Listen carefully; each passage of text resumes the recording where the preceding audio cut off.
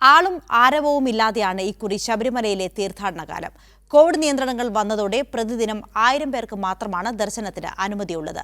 സന്നിധാനത്ത് തങ്ങാനും തീർത്ഥാടകർക്ക് അനുവാദമില്ല.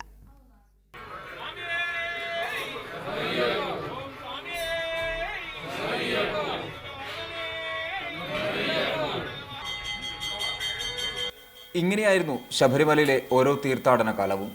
ഓരോ ദിവസവും സന്നിധാനത്തേക്ക് ഒഴുകിയെത്തിയിരുന്നത് 10,000-കണക്കിന് ഭക്തർ. എന്നാൽ ഇപ്പോഴത്തെ അവസ്ഥ കാണുക.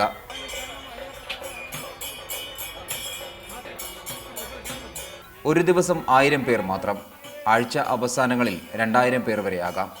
തിരക്കൊഴിഞ്ഞ സന്നിധാനത്തെത്തുന്ന തീർത്ഥാടകരും അത്ര ആവേശത്തിലല്ല.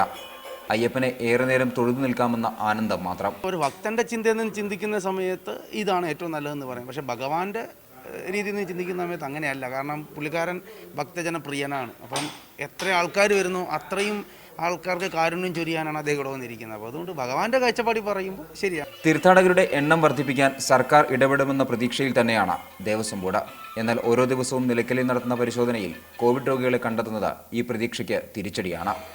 ബിബി തടത്തലിനൊപ്പം സന്നിധാനത്തു നിന്നും മനേഷ് മൂർത്തി, മീഡിയ 1.